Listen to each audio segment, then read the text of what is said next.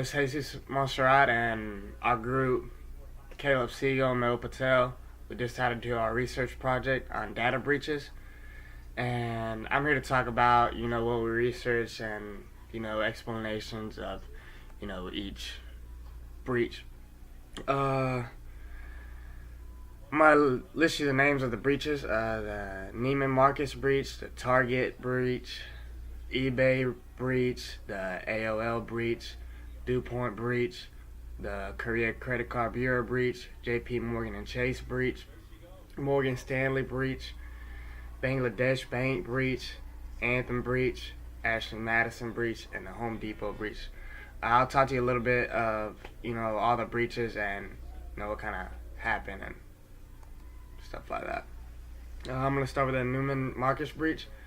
This happened in 2013.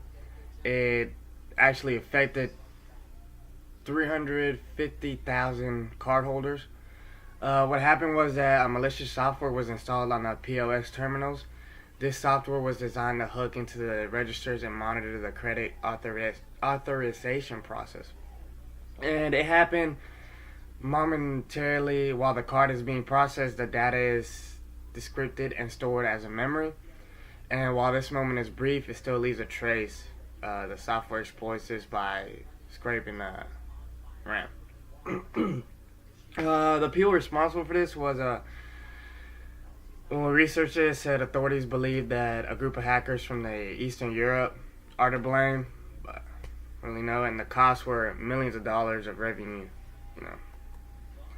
The Target breach also occurred in 2013, affected 40 million cardholders. How this happened was a malicious software was installed on the POS terminals. This software was designed to hook into the registers and monitor the credit authorization process. And, it happened kind of the same as the other breach. Momentarily while the card is being processed, the data is decrypted and stored as memory. And like I said before, it's a brief moment, but the software exploits this by scraping the RAM, and it leaves a trace, of course. Don't you believe the same group that did the Neiman Marcus was behind the same Target breach? Kind of,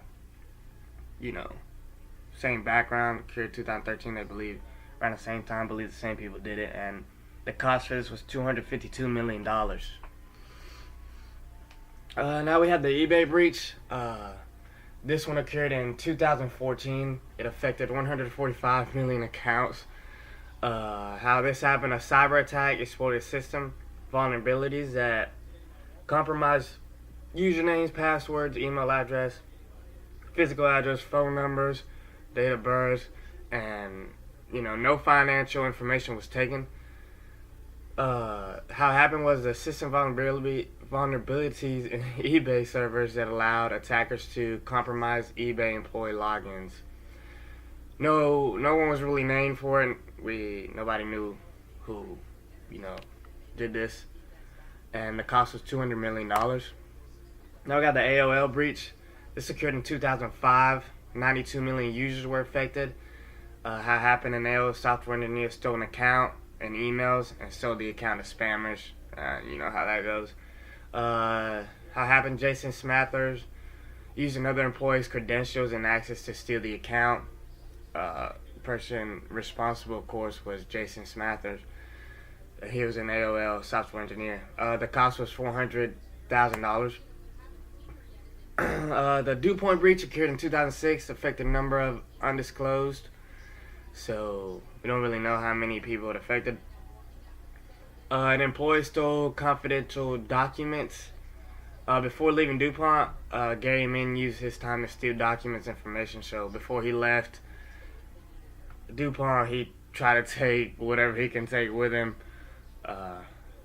And of course, Gary Min was responsible just before leaving, tried to take. And the cost was $400 million. So he definitely went to work, didn't he? The Korean Credit Bureau breach occurred in 2014, affected 20 million records. 20 million users had their personal information, including names, social security number, credit card information, phone numbers. They were all stolen. A temporary worker at the Korean Credit Bureau saved the information to a USB drive and sold this to phone marketers. Again, the person responsible, we couldn't find his name, but it was an employee who worked at the Korean Credit Bureau. This was millions in revenue. JP Morgan and Chase breach occurred in 2014, affected 76 million records. What happened was 76 million users had names, emails, mailing address, and phone number stolen. How it happened, hackers gained access to the system, and it's believed that an inside employee may have helped. They believe that 4 Israel hackers were charged, and an insider employee was also charged. Over $1 billion in revenue for the J.P. Morgan Chase and breach. Morgan Stanley breach occurred in 2015. Affected 730,000. And again, 730,000 records were stolen. Employee Galen Marsh stole names, addresses, account numbers, and other information for personal gain. Galen Marsh, of course, was responsible for this. He worked in the wealth management division of Morgan Stanley, and millions were in revenue. Bangladesh bank breach occurred in 2016 and affected 81 million, dollars. No records were stolen, but $81 million were successfully stolen. More than 900 million could have been stolen if not stopped. Believed there was an inside job. The system assets and transactions were made against the bank, totally roughly 951 million. No names were disclosed for this breach, but the cost was 81 million confirmed, and like stated before, 951 million could have been stolen. The Anthem breach occurred in 2015, affected 80 million customer records. Again, birthdays, email address, social security numbers were stolen.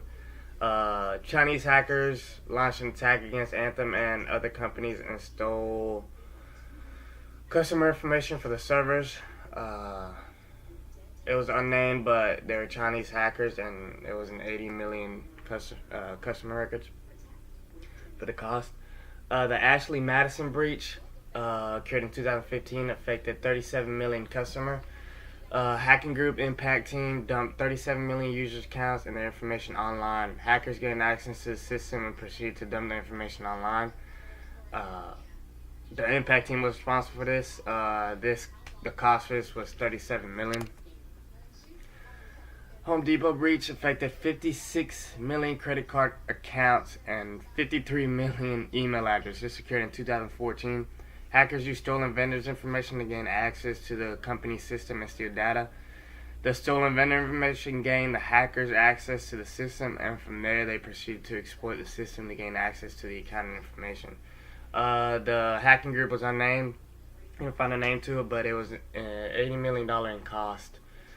The Target breach was in December 2013. Target confirmed that the hackers had infected terminal and made off with approximately 4 million credit and debit cards. In 2014, Target announced that contact information had also been stolen as well. This affected 70 million customers at least. This breach resulted in a new cybersecurity legislation being proposed and passed. Reevaluations of how security professional jobs are to be performed, increase engagement from the C-suite executive, and increase in the security spending. The CEO, Greg Steinhoff, was forced to resign soon after this breach, and new practices were put in place. The federal government increased cyber spending by around 10% after the breach. The home breach, this breach was larger than the Target breach, which caused massive alarm. Roughly $3 billion was lost in various ways due to investigations, court cases, and lost business. Some of the stolen cards numbers are still valid and still are risks of being used today. Antivirus definitions being out of date played a large role in the success of the breach. Home Depot had purchased but not implemented an encryption service prior to these attacks. This breach was a large factor in the push of EMV chip cards. There is possibility that the black box Black POS affected Target, and Neiman Marcus may have played a role in this breach. The JP Morgan and Chase breach is also a huge breach. Large costs was a potential neglected server. While two factors authentication was in place, one particular server did not have it. JP Morgan and Chase have tightly increased security spending and maintenance, up from $250 million is spent before the breach. No account information was stolen. The hacker went as far as to sift through software used at the bank to see if they could exploit any other vulnerabilities.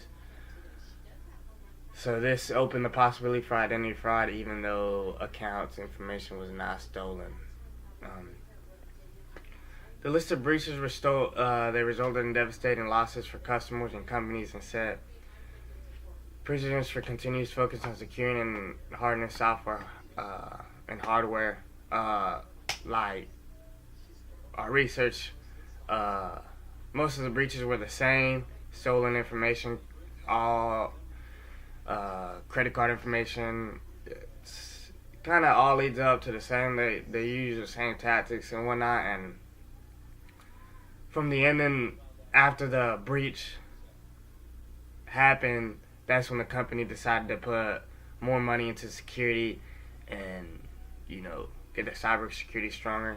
So they should have done that beforehand. Security is extremely important to me. It should be your number one thing in your company, because you can lose a lot of money in a blink of an eye, like a lot of these companies did. EMV technology was adopted in nearly all banks and credit providers soon after the major breaches, even though it had been being used in other countries for at least years. Due to the breaches, PCI compliance became a major concern for companies to follow if they accepted payment cards. These breaches enforced and created the idea that the cyber field is constantly evolving, and that it needs to be a focal point of security. Now we'll have our work cited that you can read too. But like I said before, security is a huge part. It can happen to any company. Like you see here, these were real recent breaches, 2013, 2014, 2016. And it's not after the breach that happened where the companies decided to do something about it. So, like I said, I advise any company to, security is the main thing, because you can lose a lot in very little time. That's it. Thank you for watching. Y'all have a great time.